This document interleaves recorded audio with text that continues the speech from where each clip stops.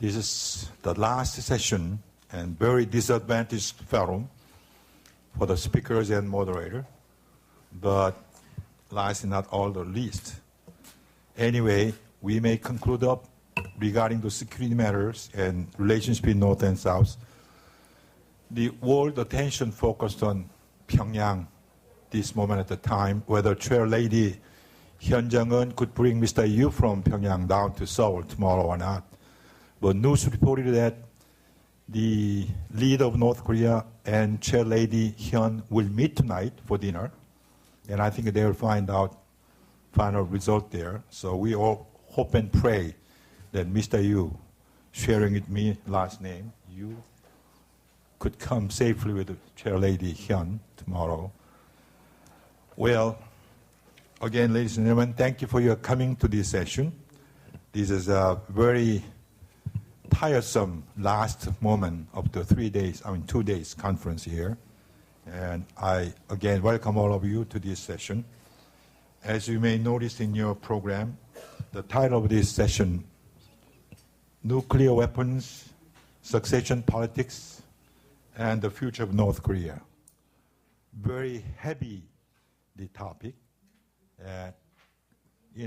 It's a very complicated topic also. Nobody knows exactly what's going on there. Much speculations and rumors around it. We have 3 experts and 4 experts, particularly the Mr. Klitz, representative of Naumann Foundation, went for Pyongyang more than 12 times, and he witnessed and he just had a experience with the North Korean leaders and ordinary persons. So he will present the real experiences, not just a theoretical rhetoric.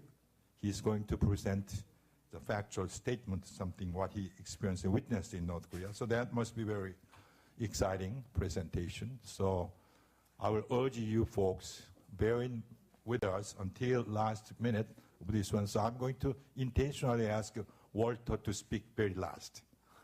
So other Korean speakers will speak before him, and he graciously agreed upon this proposal. I thank you for Mr. Klitz. You are a very nice guy, right? Aren't you? Wait for my speech. Ladies and gentlemen, we have 4 excellent presenters this afternoon. Let me just briefly introduce the panel members this afternoon. From my left side, Professor Nam Sung-wook. Currently, he is a president of Institute for National Security and Strategy. He is a director of Institute of North Koreanology of Korea University, well-known expert in North Korean matters. He frequently appears televisions and news media, very kindly explaining to the audience and public, things in North Korea, many ways. So he's well-known, the scholars and policymakers. He wrote many articles. You can refer in the books here, so I can't go more than that. Dr. Nam is with us. And my next, Dr. Choi Gang. Most of you knows him, and he has been ample experience with the government, with research organizations, and editing the professional journals.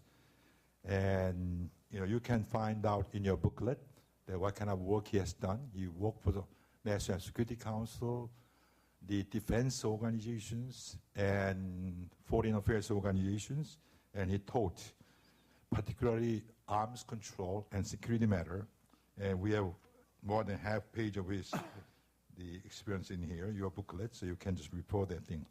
My right, Professor Choi, relatively new guys in Korean society, educated in America, got a PhD from the Ohio State University. He teaches in Yonsei University now.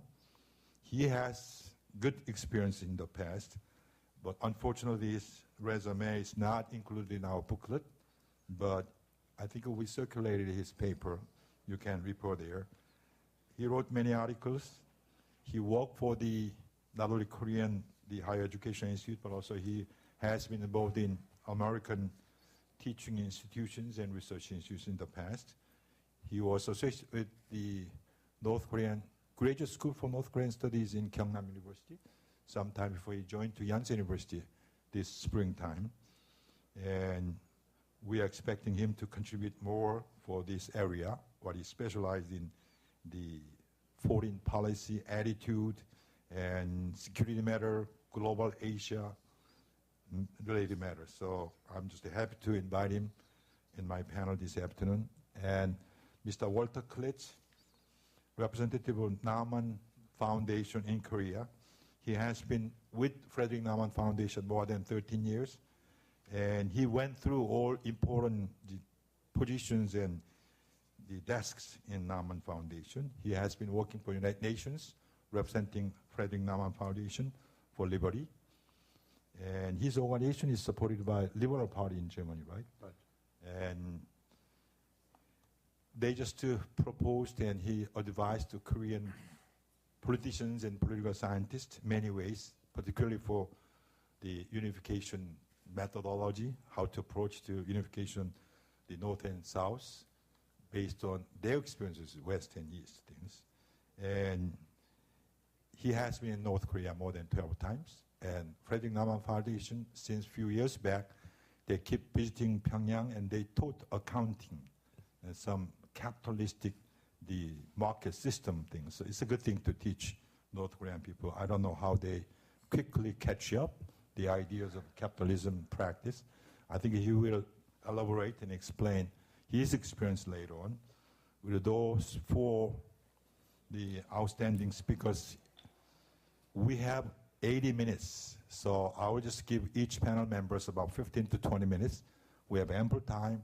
I think right after this session, we have to join for dinner. So I think we have some flexible time to discuss more if there's any the questions arises, and will be better session than previous one, I believe. So I will ask the Dr. Nam to present this paper first. Dr. Nam. Good afternoon, ladies and gentlemen. I appreciate the good introduction to me, Dr. Yu Jae-gun.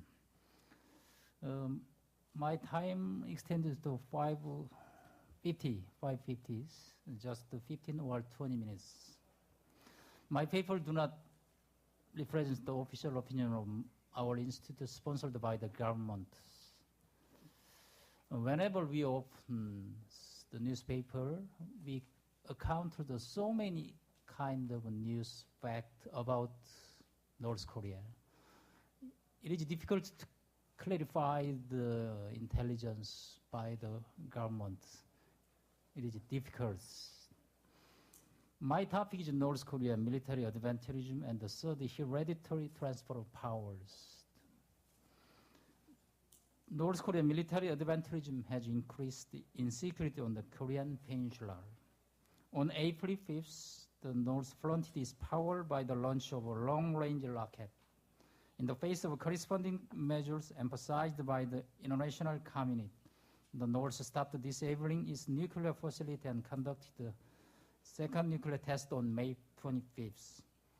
Through nuclear test, North has attempted to make a presumption of having nuclear weapons, which has been implicitly denied by the outside world as an accomplished fact. North's nuclear possession is anticipated to be used not only for increasing its neighboring powers with the United States, but also for completing a succession process of Kim Il-sung, Kim Jong-il, Kim Jong-un. However, can the possession of nuclear weapons, which is refused by outside the world, guarantee the North's hereditary power of transfer?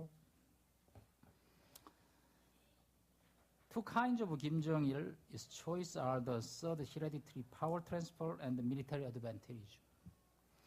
Recently, various sources reported and inferred about Kim Jong-il's health. My paper was done before Clinton and Kim Jong-il meetings.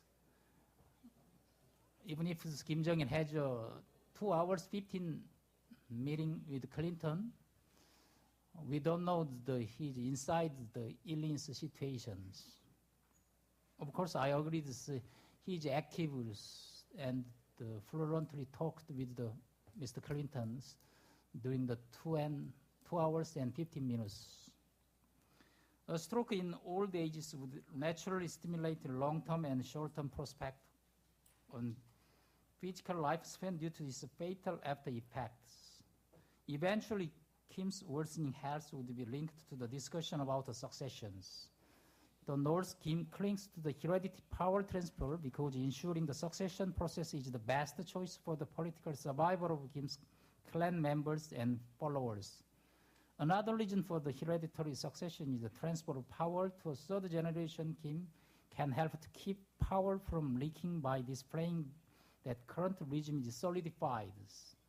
Therefore, the power structure around Kim Jong-il understands that the third hereditary succession rather than the power transfer to someone outside the family is necessary to keep their privileges. This topic is, can Kim Jong-un become his father's successor?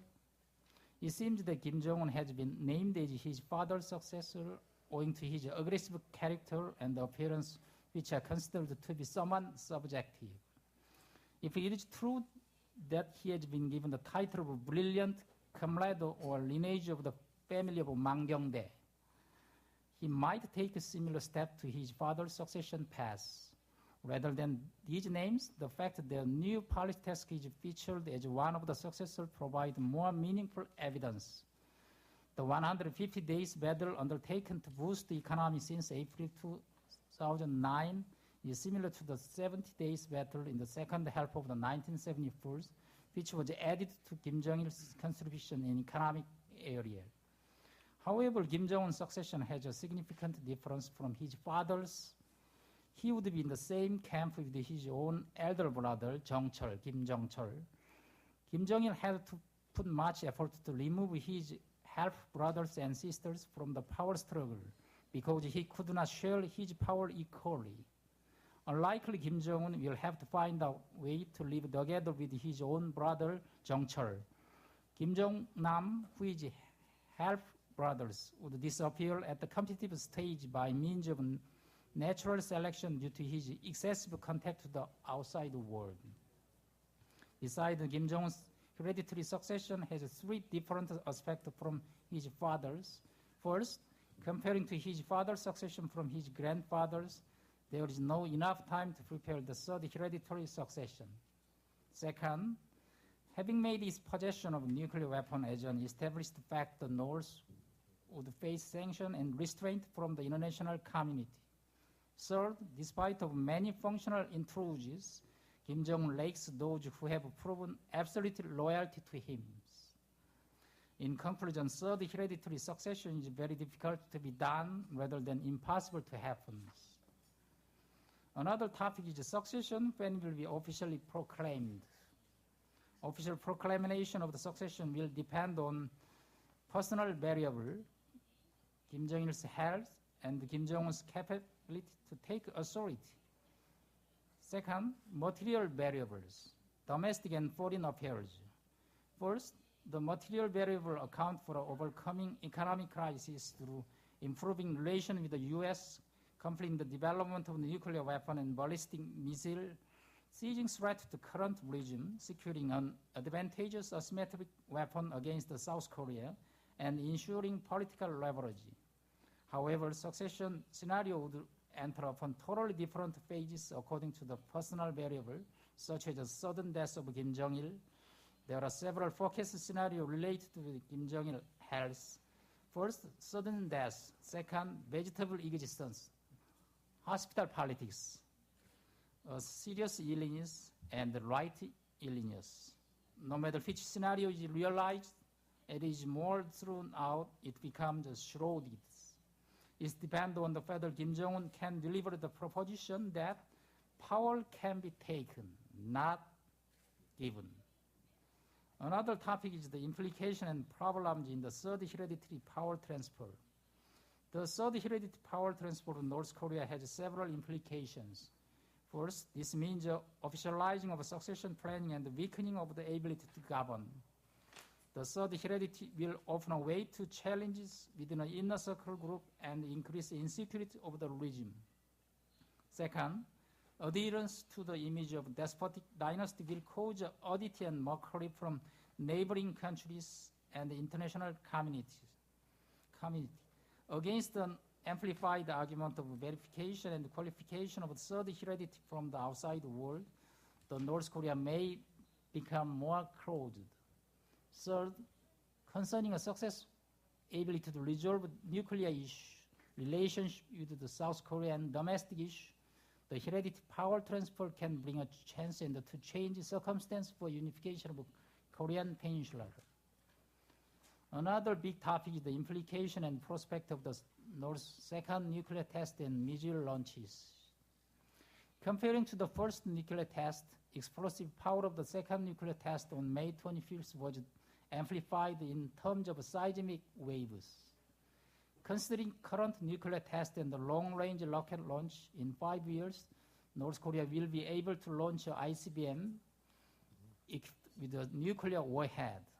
With a great execution, miniaturized nuclear weapon and the long-range rocket allowed to attack faraway enemies.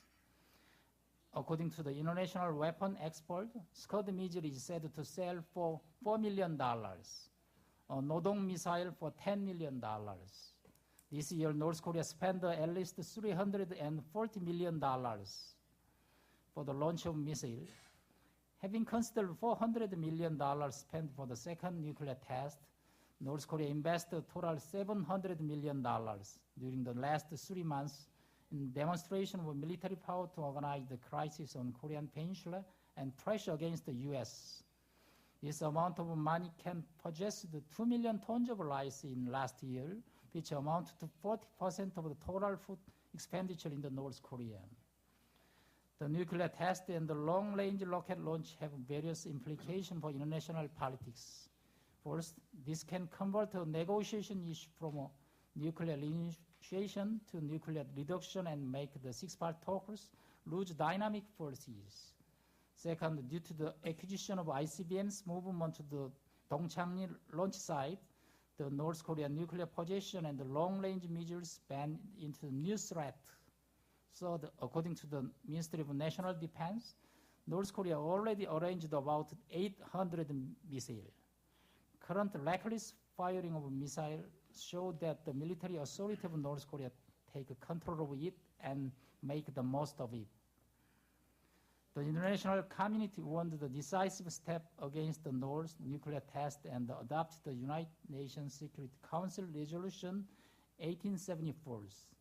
At the South Korea and U.S. summit talks, two leaders adopted a new vision for alliance, stipulating the provision of extended deterrence, including the U.S. nuclear umbrella, as a countermeasure to the North Korea nuclear test.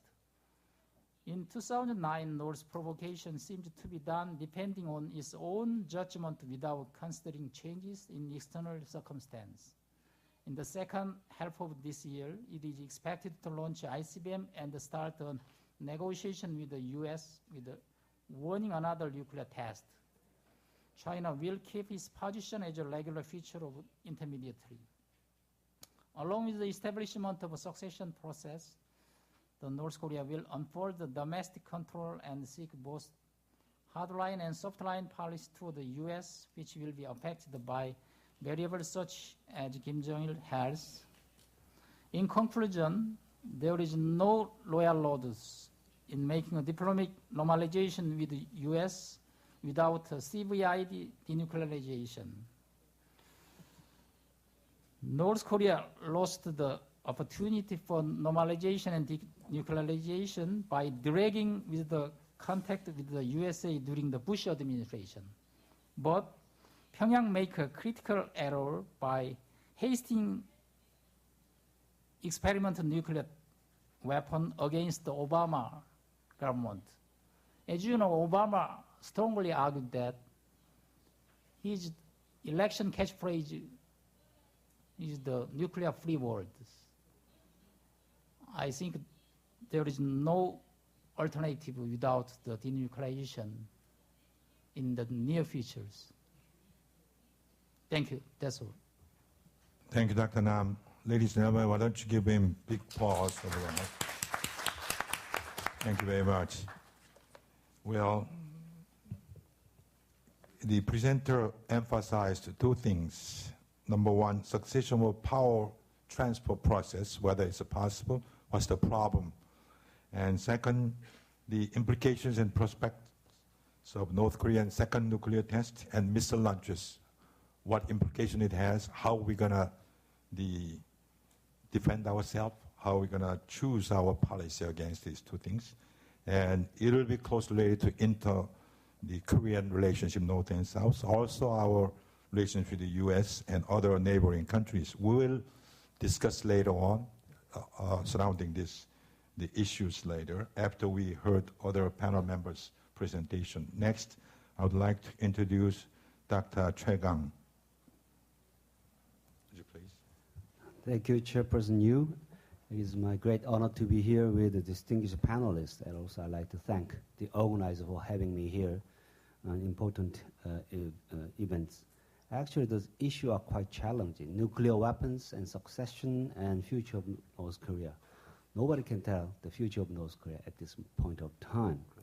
In the meantime, the immediate concern right now we have is like whether Chair Lady Hyun Jung-un can come back with detaining Mr. Yu tonight or tomorrow. Everybody is hoping for the return of the detainees as soon as possible. Actually, as I said, the issue and the theme of this session is quite challenging, or maybe a little bit heavy-loaded, actually.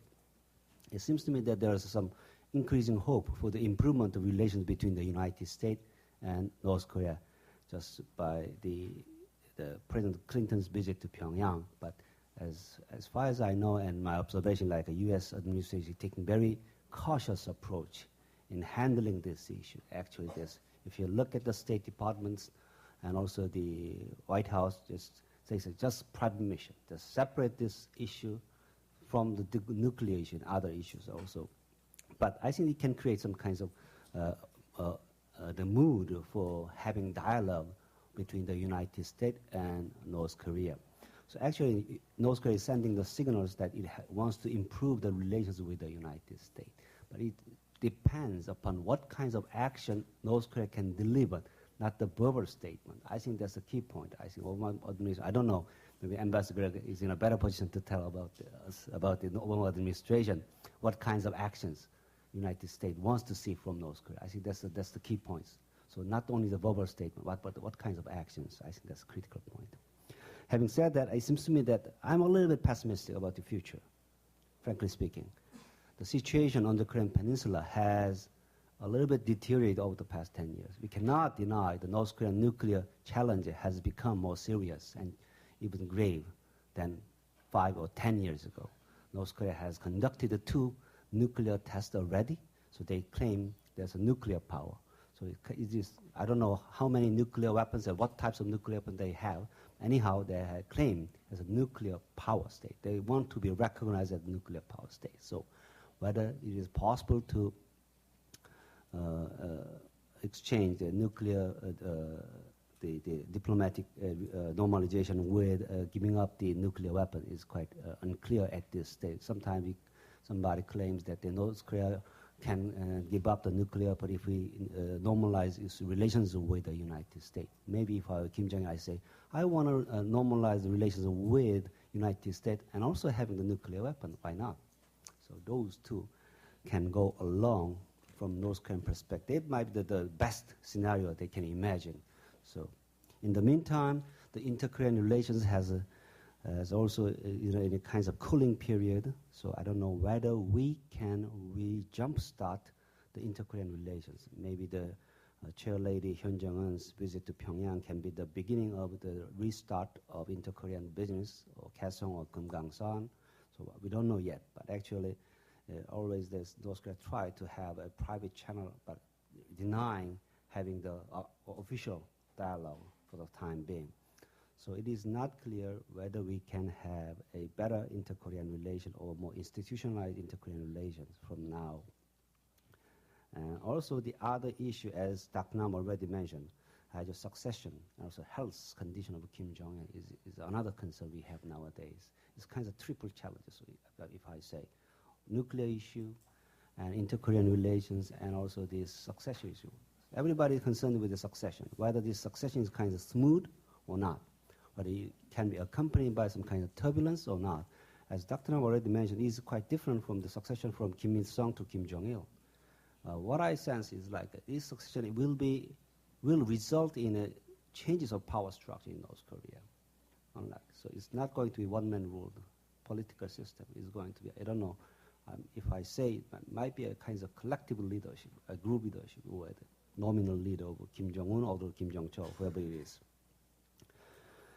So this is a kind of preliminary starting point of my presentation. So I'd like to come back to the challenges and threats of North Korea. First of all, because of the nuclear issue, I think that our deterrence posture and defense posture is not in good shape. So I speak frankly, just strictly from my personal perspective. We cannot deny that North Korean nuclear threat has increased over the years. Of course, other WMD issues, as missile issues. So in the meantime, whether we have a reliable defense posture or not, I'm a little bit doubtful about that. Actually, if you look at the Defense Reform 2020, that's already all the major weapon acquisition program has been delayed or scaled down. And also, it is quite doubtful whether the United States can bring in the substantial number of forces in time, in proper manner, if there's something happen. Of course, we are talking about the extended nuclear deterrence. So how we can implement or visualize in action about the extended nuclear deterrence is going to be a critical one. As you look at all the statement from 1978, when this Combined Forces Command was created, that concept has been with us, but I haven't seen any real action to implement the extended deterrence. Of course, there's a bubble statement. Of course, we fully believe in their statement and U.S. commitment to the defense of South Korea. But there's a physical limits the U.S. right now has. For example, United States, whether there is another contingency in somewhere else in the world, whether the United States is able to bring in the substantial number of forces in time, I'm a little bit skeptical about that. That's why I'm saying that we need to look at the security structure on the Korean Peninsula more realistic way. Second, what about the instability? I think North Korea has a typical character of the kinds of durability. Unlike the communist regime in Eastern Europe, I think North Korea will be able to endure some kinds of all these difficulties in a succession period, of course. But we cannot deny there's some unstable situation can happen. I don't know what will be the cause of that. But as I said before, because of this succession quite different from the previous succession, there may be some turbulence. But turbulence does not necessarily mean the instability or contingency in North Korea. But how we can respond to that kinds of things, and also how we can respond the succession process is going to be a critical one. So it may influence the future North Korean leadership's orientation vis-a-vis outside the world. So how we can handle the instability situation is going to be challenging, and what kinds of policy we can adopt vis-a-vis the new leadership is a quite challenging one. Third issue is like how we can engage North Korea is also clear. Actually, if you look at the Lee Myung-bak administration policy toward North Korea, it's quite similar to the two previous administrations, Sang Seng-kwa, Kong. Even the title is quite similar. If you look at the contents, quite similar. Of course, there are some differences in practice about the reciprocity and also make the North Korea as a normally behaving country kinds of thing. But actually, the ultimate goal is quite same. But also to try to emphasize the different adoption of different means in conducting the inter-Korean relations.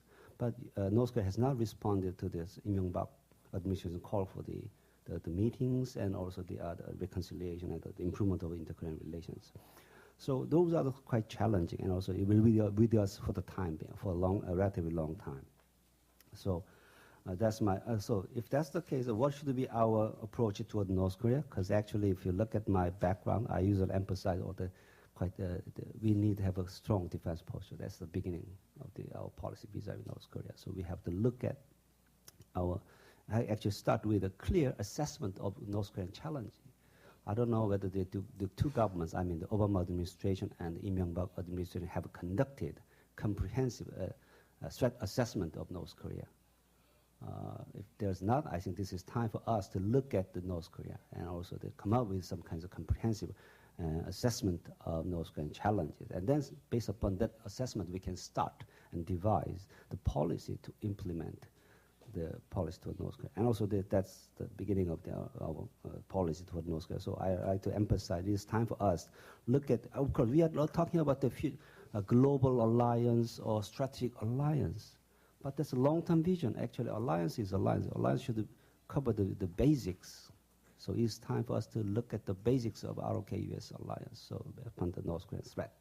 So I'd like to see more visible actions and measures to be taken by both countries to enhance deterrence and defense posture on the Korean Peninsula. And second, of course, I'd like to see more unilateral talks among the concerned parties, US, ROK, and Japan. As you know, the TCOG was one of the venue. The three countries get together and come up with a common policy toward North Korea. Now we are talking about the comprehensive package deal with North Korea. So that's, I think, one of the models, the so-called the Perry process can be a model we can follow, adapt at this time again. And also it's time for us to look at the more in-depth dialogue with China. So I say China is a very important player in this game. So I like to see more active consultation between the United States and China, and also between South Korea and China also. If it's possible, I hope there's a kind of trilateral dialogue, US, China, and South Korea. And third point I like to emphasize so we try to keep the good balance between the incentives and the disincentives in dealing with North Korea. So not for the sake of talks, I think we should come up with some more concrete ideas about the actions. So this government loves the word action. The previous administration always loved the word roadmap, but this administration loves the word action plan. So I like to see more concrete actions to be taken by both sides. For example, from North Korea, they want some kinds of the concrete action to be taken by the United States, not just for the suggestion of having another talks or like that. So we also like to see all the concrete action to be taken by North Korea. So what kinds of actions like to see from North Korea should be very, very specific. And also this, frankly speaking, it will take some time for us to implement all the strategies in a coordinated manner. And finally, I hate to raise the issue about this instability, but I don't want to have that kinds of situation happen. But because actually we should be prepared if there's something happens. So I think this is time for us to look at what kinds of situation or what kinds of things can ignite instability in North Korea, and the magnitude and scenarios of that one, and what should be our goals and objectives in handling that kinds of situation, and should be consulted among the concerned parties. So I don't want to see that kind of thing happen, but we should be able to handle should it happen. That's my point. Let me stop there. Thank you. Thank you very much, Dr. Choi. It's a well-prepped papers.